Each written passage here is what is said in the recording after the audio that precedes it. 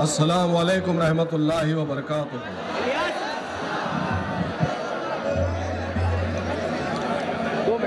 नहमदु व नुसल्ली अला रसूलिल करीम, अम्मा बाद। औज़ु बिल्लाहि मिनश शैतानिर रजीम, बिस्मिल्लाहिर रहमानिर रहीम। शे नशीन पर तशरीफ फरमा मजलिस इत्तेहादुल मुस्लिमीन रियासत मध्य प्रदेश के कोर कमेटी के मेंबरान सोहेल हाशमी साहब, मैं क्या करूं? मजलिस इत्तेहादुल मुस्लिमीन बुरहानपुर के जिला सदर एडवोकेट जहीरुद्दीन साहब, मजलिस इत्तेहादुल मुस्लिमीन के शहर सदर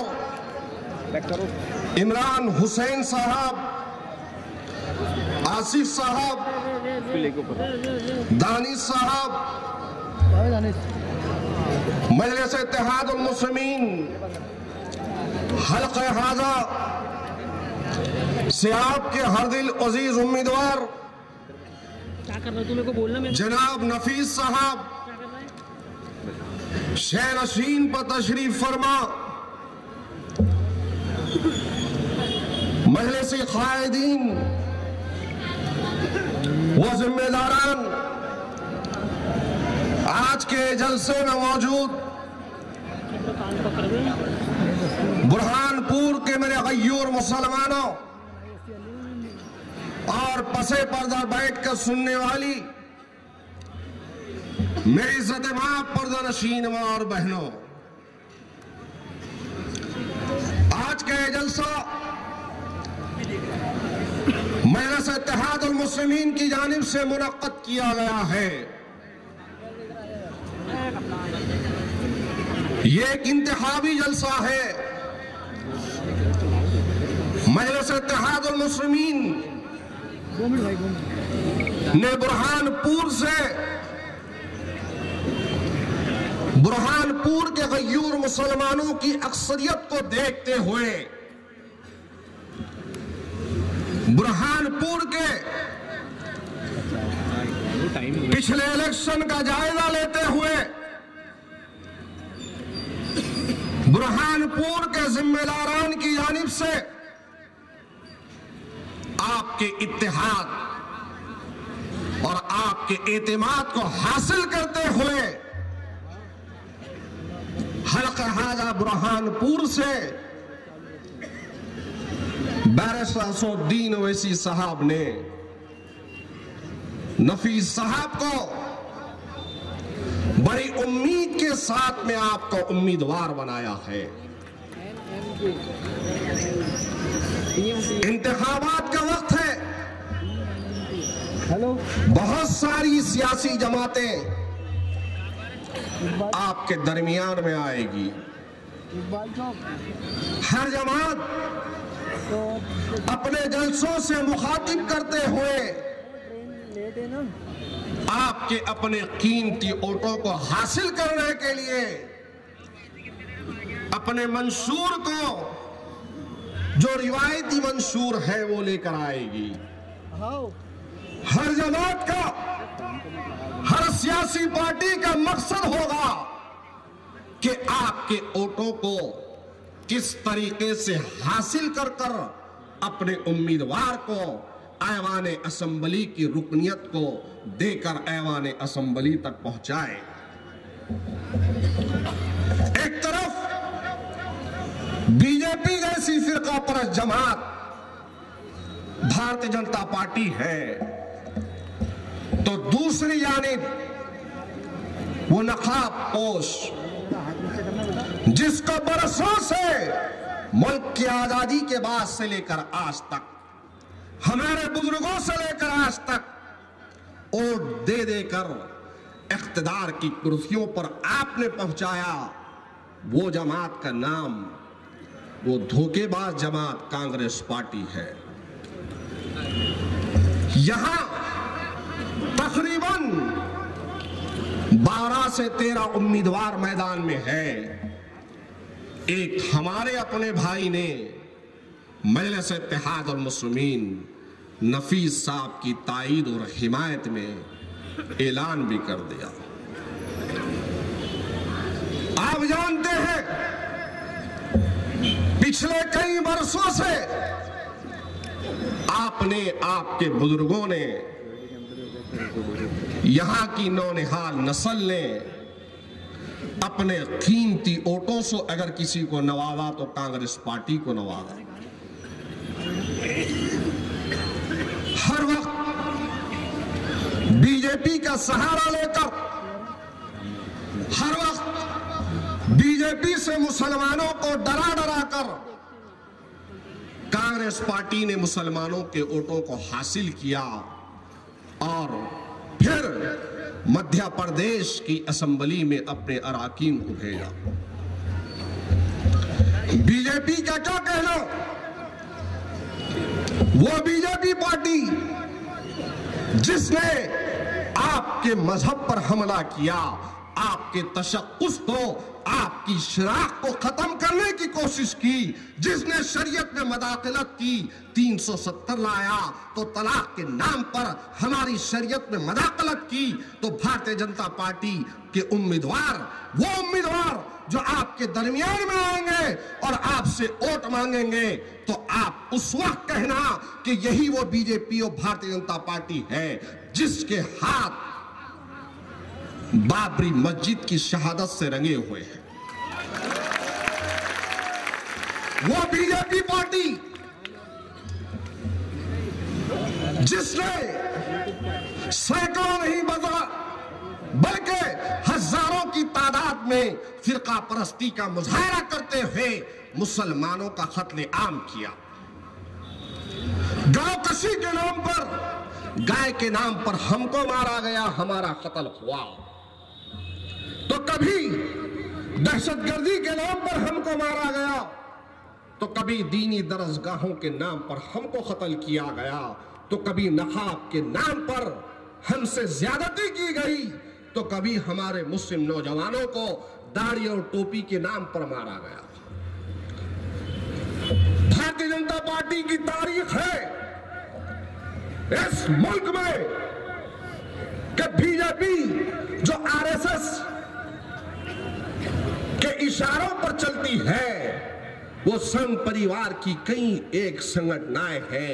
अगर मैं उसकी तफसील बताता चलूं तो शायद ये वक्त नाकाफी होगा। अभिनव भारत से लेकर राम सेना, हिंदू महासभा, ये सब के सब मिलकर हिंदुस्तान में हिंदुस्तान की सबसे बड़ी अक़लियत को मिटाना चाहते हैं, खत्म करना चाहते हैं। और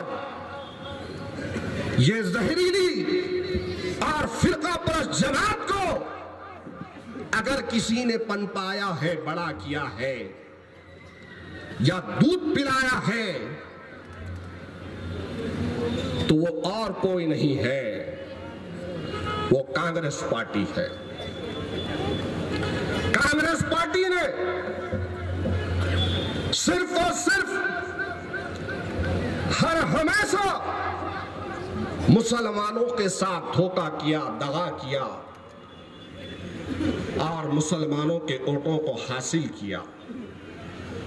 मुल्क की तारीख गवाह है मुसलमानों, मुल्क आजाद हुआ तो हमारे अकाबरीन ने, हमारे बुजुर्गों ने यह फैसला लिया कि हम इस मुल्क में फिरका परस्त पार्टी बीजेपी का साथ नहीं देंगे, बल्कि कांग्रेस एक सेकुलर जमात है उसका साथ देंगे। वो दिन था और आज का दिन है। उस दौर में हमने साथ दिया, जब नेहरू था तो उस वक्त भी साथ दिया, जब इंदिरा गांधी थी उस वक्त भी हमने साथ दिया, जब राजीव गांधी था उस वक्त भी हमने साथ दिया, सोनिया थी तो जब भी साथ दिया, और आज राहुल है तब भी मुसलमान साथ दे रहा है। लेकिन आप बताइए, इस मुल्क के इख्तिदार में सबसे ज्यादा कौन सी पार्टी थी? बीजेपी थी या कांग्रेस थी? कांग्रेस पार्टी इस मुल्क के इख्तिदार में सबसे ज्यादा रहने वाली। कई रियासतों में कांग्रेस की हुकूमत थी, तो फिर मरकज में भी कांग्रेस की हुकूमत थी। लेकिन हासिल क्या हुआ आपको मालूम है? इसी कांग्रेस के दौर इख्तिदार में सच्चर कमेटी बनी, रंगनाथ मिश्रा कमीशन बना, महमूदुर रहमान कमेटी बनी, और इन तमाम की तमाम कमेटीज ने इस बात का इजहार किया और बताया कि हिंदुस्तान में सबसे ज्यादा झुग्गी झोपड़ियों पर रहने पर मजबूर अगर कोई कौम है तो मुसलमान है।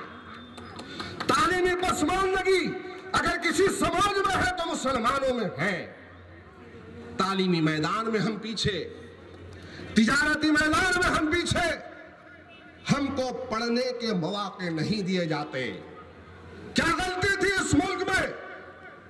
नेहरू से लेकर इंदिरा से लेकर राजीव गांधी से लेकर सोनिया, अरे इन सबको इख्तिदार में लाने वाले आप हो। लेकिन मेरे बुरहानपुर के गयूर मुसलमानों, बताओ आज तुम्हारे मुकद्दर में क्या आया? इख्तिदार की कुर्सियों पे लोग बैठे, प्राइम मिनिस्टर इनका बना, वजीर आला वजीर आजम ये बने, इख्तिदार पे ये लोग बैठे, मंत्री ये बने। तुम्हारे हिस्से में क्या आया? हमारे हिस्से में क्या आया?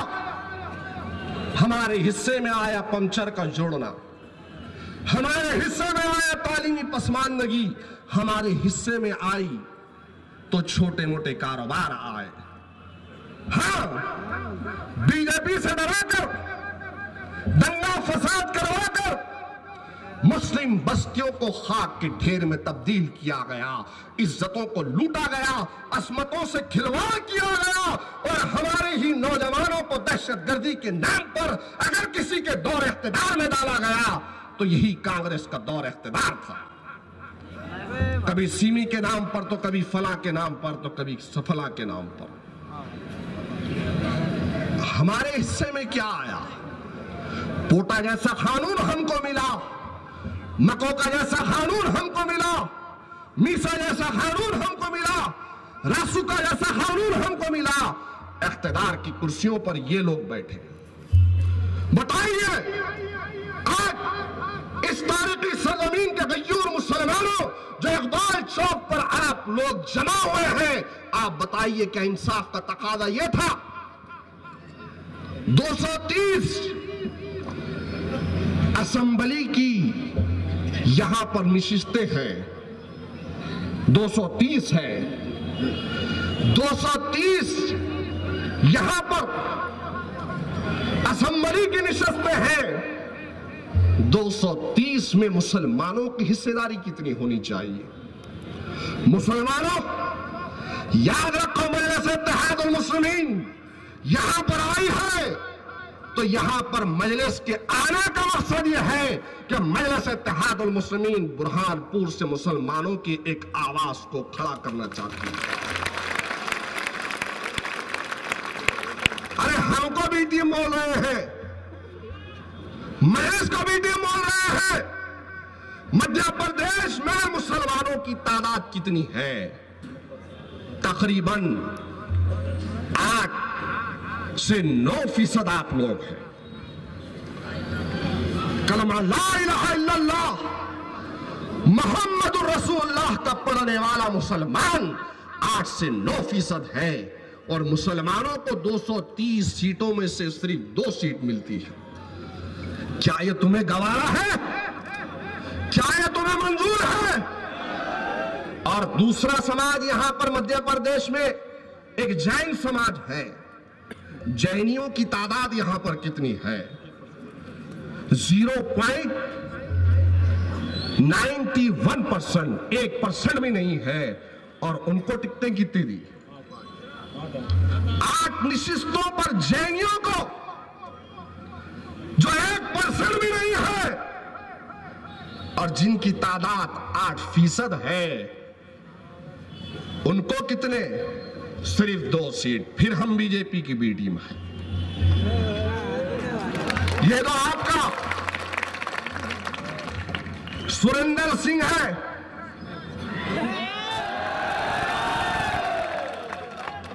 सुरेंद्र सिंह बहुत परेशान है, तड़प रहा है, बहुत बेचैन है। इस इत्तेहाद के मुजाहिरों को देखकर रात की नींद उसकी खराब हो चुकी है, उड़ गई है।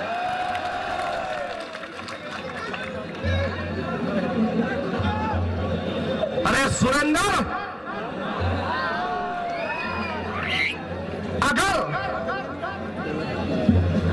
अगर तू या तेरा भाई सांसद, जिसने बाबरी मस्जिद की शहादत के वक्त में जो फसाद हुआ था बुरहानपुर की सरजमीन पर, जिसके घर मोमिनपुरा में है, क्या उस फसाद में हमारे बुजुर्गों को नहीं मालूम कि उसका भाई जो सांसद है,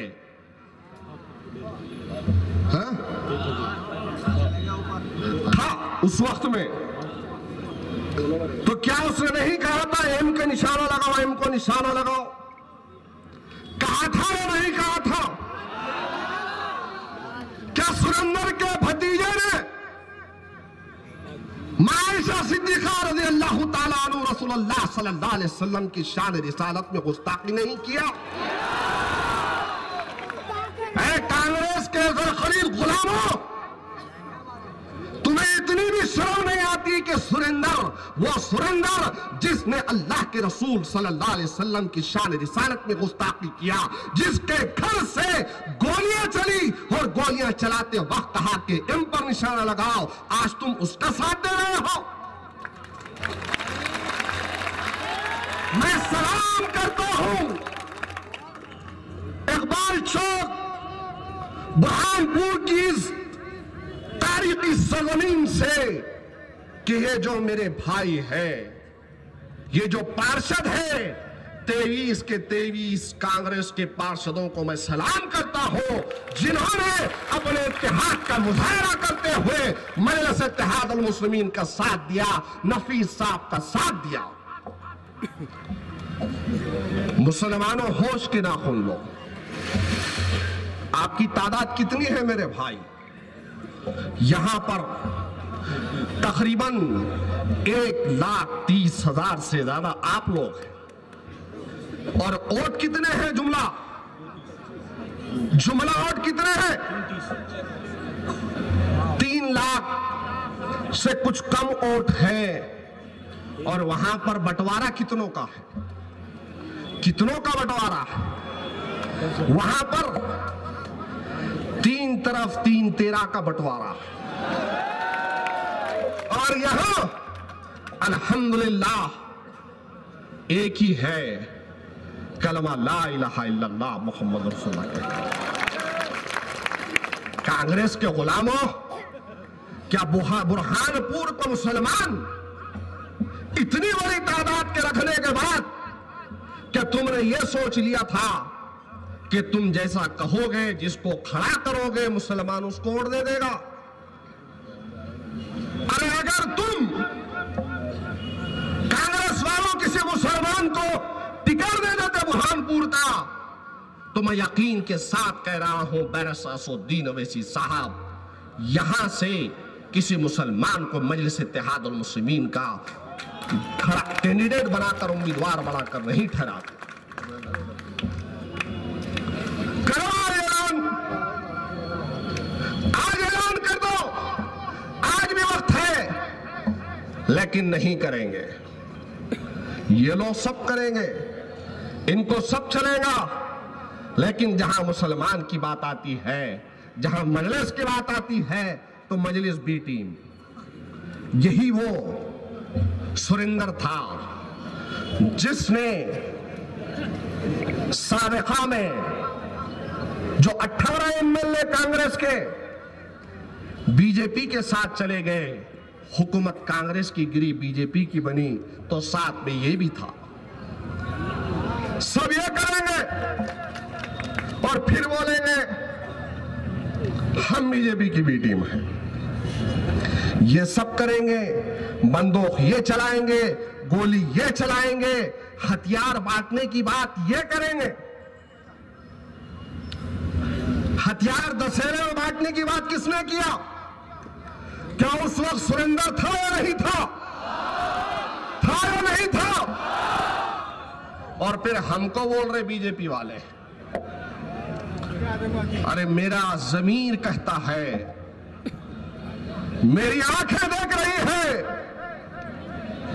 इंशाअल्लाह ताला बुरहानपुर की सरजमीन पर नफीस साहब मजलिस इत्तेहादुल मुस्लिमीन का सब्ज हलाली परचम को लहराते हुए असेंबली में जाए। बहुत हो गया मेरे भाई। अरे मैं जहां से आया हूं महाराष्ट्र से, हैदराबाद के बाद में मजलिस इत्तेहादुल मुस्लिमीन का बाबुद्दा किला नांदेड़ था। हमने जब मजलिस का काम शुरू किया तो हमको भी बहुत कहा गया, वहां पर जवान उस वक्त का चीफ मिनिस्टर था, कई मरतबा जेलों में डाला गया। जब हम अपने उम्मीदवारों को खड़ा किए, पार्षदों को खड़ा किए, उस वक्त भी एक ही बात कही गई कि बीजेपी की भी टीम है, इतने पैसे लेकर खड़ा कर दिए, उतने पैसे लेकर खड़ा कर दिए। बताओ, अगर इनके बातों में आकर नांदेड़ और महाराष्ट्र का मुसलमान अगर अमल करता तो क्या आज 250 से ज्यादा पार्षद महाराष्ट्र में है वो चुनकर आते, 2 एमएलए है वो चुनकर आते। आज एक औरंगाबाद से सांसद इम्तियाज जलील साहब है, क्या वो चुनकर आते? औरंगाबाद के सांसद इम्तियाज जलील साहब ठहरे थे, उस वक्त भी ये बात की गई कि ये बीजेपी के एजेंट है, ये बीजेपी से ठहरे हुए हैं। अल्हम्दुलिल्लाह औरंगाबाद के मुसलमानों को सलाम है, उनके इत्तेहाद का ये पैगाम था कि औरंगाबाद की सरजमीन पर बरसों से शिवसेना आती थी, लेकिन मजलिस इत्तेहादुल मुस्लिमीन का सब हलाली परचम चुन कर दिया मुसलमान।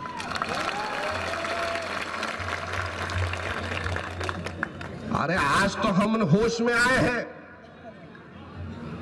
मैं जहां से आया हूं महाराष्ट्र में, बड़ा डरा हुआ सहमा हुआ मुसलमान था। पहले बहुत बोलते थे, ठाकरों का नाम सुना है ना? ठाकरे का नाम सुना है? जब इनका बाप जिंदा था, बाल ठाकरे जब जिंदा था, उस वक्त मजलिस इत्तेहादुल मुस्लिमीन के 12 नशिस्तों पर कामयाबी हुई तो दशहरा मैदान में बाल ठाकरे ने कहा था ये कैसा चुन कर आए। पहले ठाकरे बोलता था, प्राची बोलती थी, तोगड़िया बोलता था, सुदर्शन बोलता था, ये सब बोलते थे। लेकिन जब से महाराष्ट्र में 2 दूल्हे भाइयों ने बोलना शुरू किया,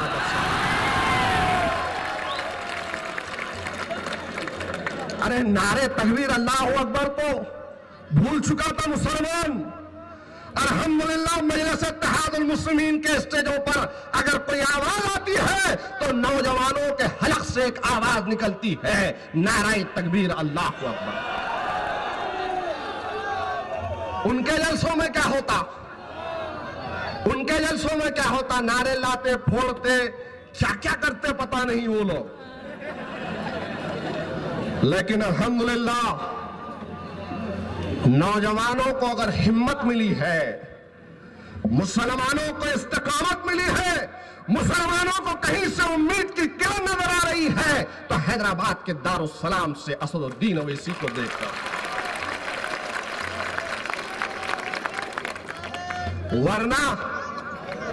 वरना तो जरा कुछ हुआ तो ये लोग घबराते थे। जरा कुछ हुआ, अरे ऐसा मत करो और वैसा मत करो, ऐसा करे तो ऐसा हो जाएगा।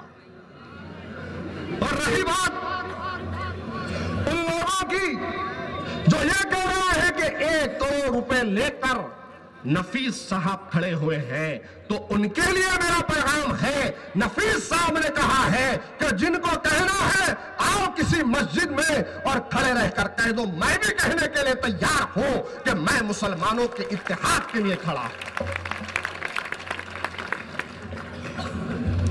मत आओ इनके झांसों में मेरे प्यारे मुसलमानों। याद रखो, देर ही से सही है, लेकिन एक सही फैसला आप लोगों ने लिया है। अरे हैदराबाद की सरजमीन पर रहने बसने वाले उन गयूर मुसलमानों को सलाम है कि मुल्क की आजादी के बाद सबसे पहला फैसला अगर सियासी जमात के बनाने का किसी ने लिया था तो हैदराबाद के मुसलमानों ने लिया था और केरला के मुसलमानों ने लिया था। आज उसी का नतीजा है कि वो तेलंगाना जहां की जमात से आपकी वाबस्तगी है, वो आज हिंदुस्तान के मुसलमानों की तर्जुमानी कर रही है।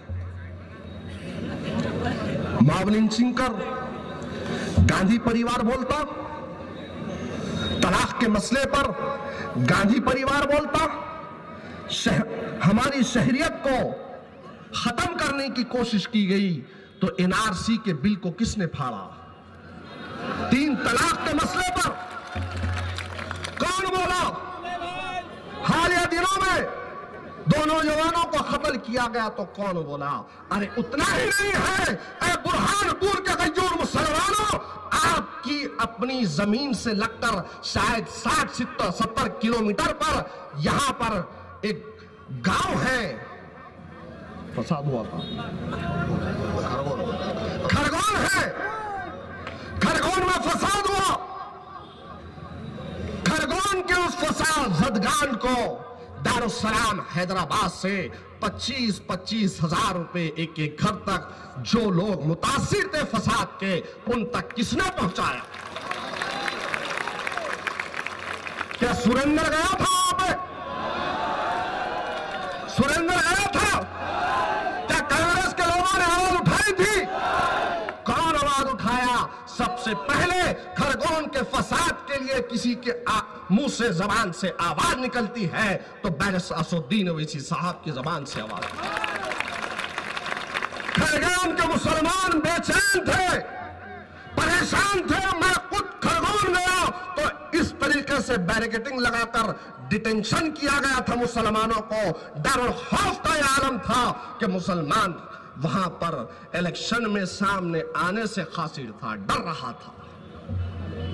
लेकिन खरगोन के मुसलमानों को सलाम है, कई बच्चों को जेल में डालने के बावजूद भी खरगोन के मुसलमानों ने मजलिस इत्तेहादुल मुस्लिमीन का साथ देकर 3 पार्षदों को जिताया वहां से, जहां से एक हमारी दलित बहन भी चुनकर आई है। याद रखो मेरे बुरहानपुर के गयूर मुसलमानों, हिंदुस्तान एक जमहूरी मुल्क है और जमहूरियत में उसी की सुनी जाती है जिसके पास सियासी ताकत और कुव्वत हो। आपके पास सियासी अगर ताकत होगी, कुव्वत होगी तो आपके मसाइल हल होंगे। आपके पास सियासी ताकत और कुव्वत नहीं होगी तो आपके लिए लड़ने वाला कौन होगा, बोलने वाला कौन होगा, आपकी अपनी तकलीफ पर आपके अपने दर्द का एहसास रखने वाला कौन होगा? जो अपना होता है उसको तकलीफ होती है, जो अपना होता है उसको दर्द होता है। अरे देखो तो सही, ऐवान पार्लियामेंट में कितने हैं? सबको मुसलमानों ने ऊपर से नवाजा, सांसद बनाकर भेजा, लेकिन बोलने वाला एक ही है, एक ही मर्द मुजाहिद जिसका नाम बैरिस्टर असदुद्दीन ओवैसी। सबसे बड़ा मसला यहां पर पावर लूम का है। पावर लूम जिससे कई मजदूरों की रोजी रोटी चलती है, उस पावर लूम का सबसे बड़ा मसला है जो यहां एक मशीन पर 800-700 रुपए बिजली का बिल आता है। क्या आपको मंजूर है? क्या आपको मंजूर है?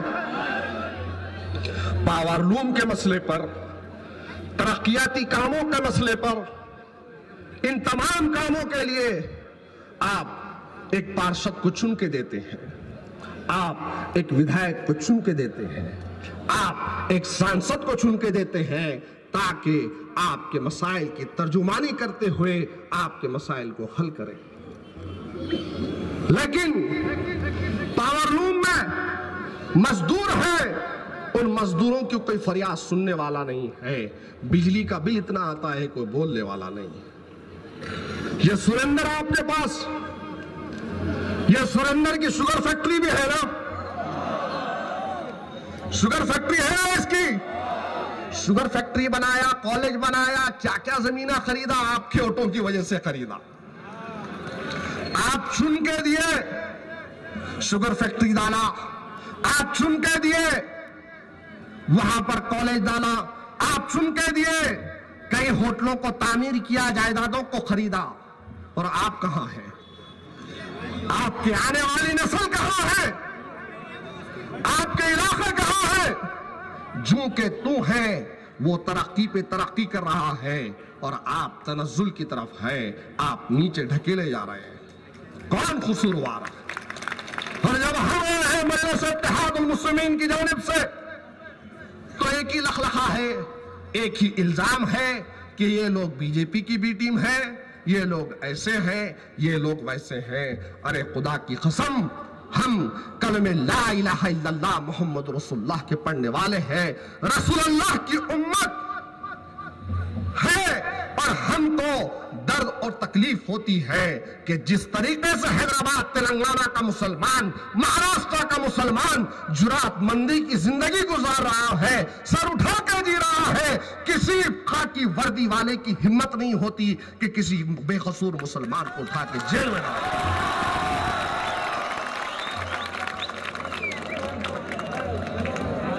या तो मॉब लिंचिंग हो रही, बोलने वाला नहीं है, यह हो रहा है, बोलने वाला नहीं है, मुसलमानों को उठाकर मिसा में डाल रहे हैं और फिर एनएसए में डाल रहे हैं, कोई बोलने वाला नहीं है।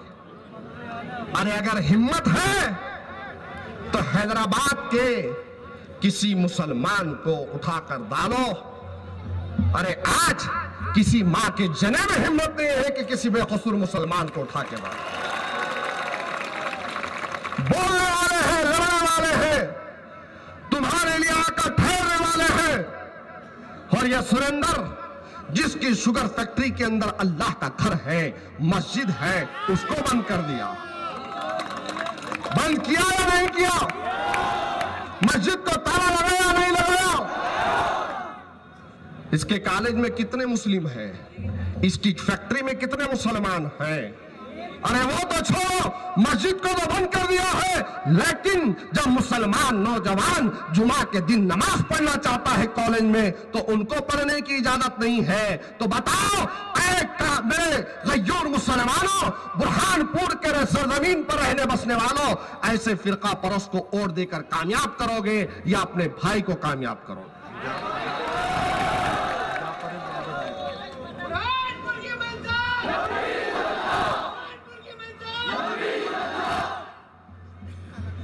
उसके कॉलेज में पता है आपको? और एक बात क्या है, आज जो उसके हवारियां जो आपके गलियों में फिर रहे हैं, ये मुस्लिम गुलाम, ये जरखरीद गुलाम जो बेज़मीर हो चुके हैं, उनसे पूछो कि आज उसके कॉलेज में जो बच्चियां पढ़ने जाती हैं, उन बच्चियों को हिजाब पर पाबंदी है। गलत कह रहा हूं मैं? क्या मैं गलत कह रहा हूं? और फिर हम ही फिरका परस्त है, और फिर हमें बीजेपी की बी टीम है। ये पूरा का पूरा सुरेंद्र, उसका परिवार दूध का धुला हुआ है। ये सब फिरका परस्ती के मुजाहरे करते हैं और हम पर इल्जाम देते हैं कि हमने ये किया और वो किया। आप बताइए, मुस्लिम इलाके आजाद नगर है, हमीदपुर है, शिकारपुरा है, खैराती बाजार है, सिलमपुरा है। ये मुस्लिम इलाके हैं ना? मुस्लिम इलाके हैं ना? क्या यहां पर लाइट बराबर है? रास्ते बराबर है? पानी वक्त पे आता है? क्या यहां पर कचरा वक्त पे उठाया जाता है? क्या ड्रेनेज का, मोरियों का, नाली का सही इंतजाम है? क्या स्कूल है? क्या दवाखाने हैं? क्या हमारे बच्चों को पढ़ने के लिए लाइब्रेरी है? स्टडी सेंटर है? जब हम अपने इलाके में जाते हैं, आजाद नगर में, हमीदपुरा में, वीरेंद्र कॉलोनी में, शिकारपुरा, तो इन इलाके में जाते बराबर हमको महसूस होता है कि ये अपने इलाके। और जहां पर इंदिरा कॉलोनी है, संजय नगर है, आदर्श कॉलोनी है, लालबाग है, वहां पर रास्ते भी है, वहां पर लाइट भी है, वहां पर रोशनी भी है, वहां पर कचरा भी उठाया जाता है, वहां पर स्कूल भी है, वहां पर दवाखाने भी है। और फिर हम फिरका परस्त है, हम बीजेपी की बी टीम है, हम पैसे लिए हुए हैं। याद रखो, आप बताओ, भोपनार में बाढ़ आई थी ना भोपनार में, तो भोपनार ये सुरेंद्र गया था? सुरेंद्र है कि दलिंदर है, क्या नाम है इसका? गया था क्या? लेकिन मजलिस इत्तेहादुल मुस्लिमीन, आपकी अपनी जमात के नुमाइंदे गए थे, आपके अपने रुफा गए थे, जिम्मेदार गए थे, और वहां जाकर कपड़े दिए, खाना दिए, राशन दिए, पैसे दिए, जो कर सकते थे किए। कोरोना का वक्त आया, कोविड-19 में सब परेशान थे, दवाखानों को जाने के लिए, इलाज के लिए, अनाज के लिए, गिजा के लिए, तो कोविड में ये खुद घर के कोने में बैठकर बढ़ गया और क्वारंटाइन कर लिया अपने आप को। क्वारंटाइन किया नहीं किया?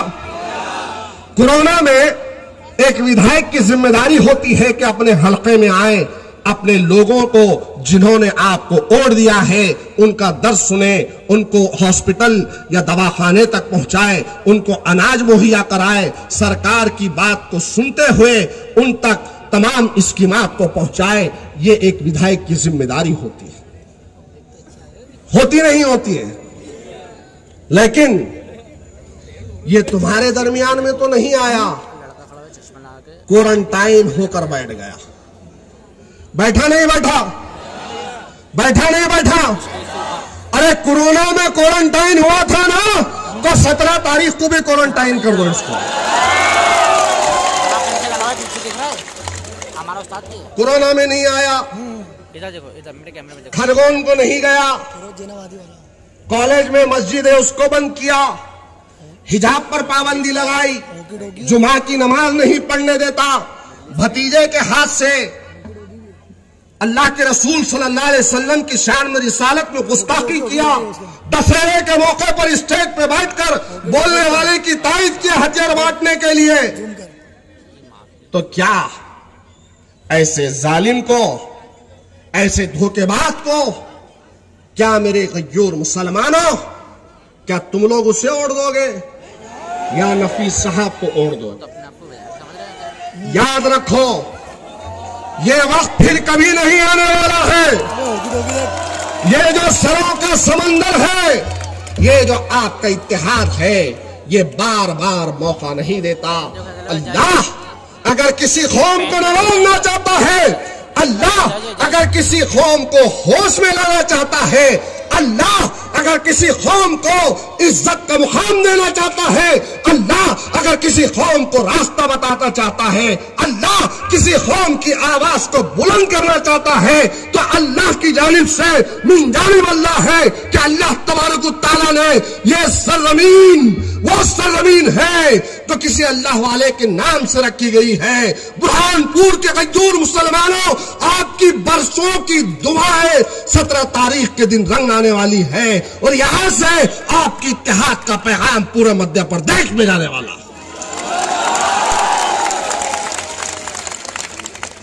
ना किसी के बातों में, अरे बहुत हो चुका है, बहुत हो चुका है। अब तो होश के नाखुन लो। कब तक आंसुओं से सिर्फ बेवाओं की तरह रोते रहोगे? याद रखो, जो कौम अपने माजी के गलतियों से सबक नहीं सीखती, वो कौम अपने मुस्तकबिल को नहीं संवारती। जो कौम अपने माजी की गलतियों से सबक सीखती है, वो आने वाले मुस्तकबिल को संवार कर खड़ी रहती है, दानिशमंदी का सबूत देती है, होशमंदी का सबूत देती है। यह वक्त फिर नहीं आने वाला है। अरे अल्लाह तबारक व तआला की जानिब से इन 23 जानो पार्षदों के अंदर अल्लाह ने उनके दिलों में मोहब्बत को डाला, अल्लाह ने उनको इत्तेहाद की समझ दी। उसी का नतीजा है कि वो अपनी कुर्सियों को लात मार कर, अपनी मेंबरशिप को लात मार कर आज यहां पर इत्तेहाद के साथ खड़े हुए। मेरे भाई, मेरी आप तमाम से इल्तिजा है कि वक्त खड़े रहने का है। देखो तो सही कि आज हमारे लिए कौन चीखने वाला है, हमारे लिए कौन चिल्लाने वाला है। अगर बैरिस्टर असदुद्दीन ओवैसी साहब अगर संसद में नहीं होते, तलाक का बिल मालूम होता, एनआरसी का बिल मालूम होता। हाँ, कितने ऐसे क़वानीन बनते और खत्म हो जाते हमको पता भी नहीं चलता। लेकिन अल्हम्दुलिल्लाह आज आपकी जानिब से शेर हिंदुस्तान असदुद्दीन ओवैसी साहब संसद में खड़े रहकर मुसलमानों तक एक पैगाम दे रहे हैं कि ए मुसलमानों, हैदराबाद के मुसलमानों ने, औरंगाबाद के मुसलमानों ने अपने इत्तेहाद का मुजाहरा किया, वहां से उनको चुनकर भेजा, तो आज पूरे हिंदुस्तान के मुसलमानों की तर्जुमानी कर रहे हैं। ये तारीखी सरजमीन आपको चीख चीख कर पुकार पुकार कर कह रही है, क्या तुम अपनी आने वाली नस्ल को इन दरिंदों के हाथ में छोड़ दोगे? अरे कब तक तुम लोग अपने लोगों पे शक करोगे? मीर जाफर, मीर सादिक और गद्दार वो मुसलमान जो आज सुरंदर के साथ फिर रहे हैं, याद रखो ये भी एक तारीख बनेगी और तारीख में तुम्हारा नाम भी लिखा जाएगा। गद्दारों की फहरिस्त में होगे तुम लोग, मीर जाफर और मीर सादिक की फहरिस्त में होगे तुम लोग। आज बाशऊर एक बाहिम्मत कौम का जज्बा लेकर इन पार्षदों ने अपने आप को आगे किया, तो क्या उनको आप लोग मायूस करोगे? क्या इन पार्षदों को मायूस करोगे? क्या बीजेपी और सुरेंद्र के परिवार को हंसने का मौका दोगे? अगर नहीं दोगे तो उठो मेरे प्यारे मुसलमानों, उठो। बहुत हो गया है, बहुत हो गया है। आज सरजमीन फलस्तीन के मुसलमानों के बारे में आपके उम्मीदवार ने जो कहा है, यकीनन वो सियासी तकरीर नहीं थी, बल्कि उनके जिस दिल के जज्बात थे। कौन कहता है मेरे भाई, कौन कहता? सियासत में सिर्फ लोग स्टेज सजाकर वोटों को खरीद मांगते हैं, लेकिन आपके उम्मीदवार ने, जिनको दीनी समझ है, सलाहियत है, खुदा का खौफ है, अल्लाह के रसूल सल्लल्लाहु अलैहि वसल्लम की प्यारी उम्मत से मोहब्बत है, आज यही आपके इकबाल चौक से सदा लगाकर कह रहा है कि फलस्तीन के मुसलमानों के मैं साथ हूं, कुर्बान जाए। आज बोलने वाला नहीं है। अरे इतना मौका दिया तो इतना बोल रहे हैं, इससे ज्यादा मौका दो, फिर उसके बाद देखो ये दलिंदर हो कि जवान हो के तगड़िया हो, आपके ऐवान असेंबली में इंशाअल्लाह ताला इससे ज्यादा आपका नफीस बोलेगा इंशाअल्लाह।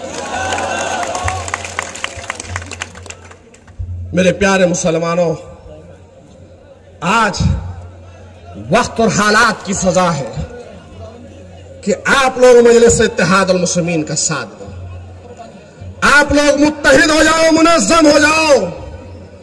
ये जर खरीद गुलाम बहुत आएंगे, बहुत जाएंगे, उनका ना सुनो। आपके दरमियान में आया हूं इंशाअल्लाह ताला शेर हिंदुस्तान भी आपके दरमियान में आएंगे, सभी आएंगे। लेकिन फिर से आपसे कहता हूं कि आप इत्तेहाद का दामन न छोड़ो। 17 तारीख के दिन अपने घरों से निकलकर पोलिंग बूथ पे जाओ और जाकर पतंग का बटन इतना दबाओ, इतना दबाओ, इतना दबाओ कि ये दलिंदर अपने घर के बाहर ना निकले और क्वारंटाइन में बैठ जाए। उस वक्त क्वारंटाइन में था तो अब नहीं रहेगा। जब हमको जरूरत थी तो तब आया आपके दरमियान में, हमको जब जरूरत थी तो तब नहीं आया। अब ऐसे बेकार का, ऐसे दलिंदर का अब हमको कोई काम है? अब काम है। इसलिए एक जोरदार नारा, ऐसा नारा दो, ऐसा नारा दो कि उस दलिंदर के घर तक ये नारे की गूंज जाए। नारा तकबीर, नारा तकबीर, नारा तकबीर, नारा तकबीर। वाखिरुद्दावाना अनिल हम्दुलिल्लाहि रब्बिल आलमीन।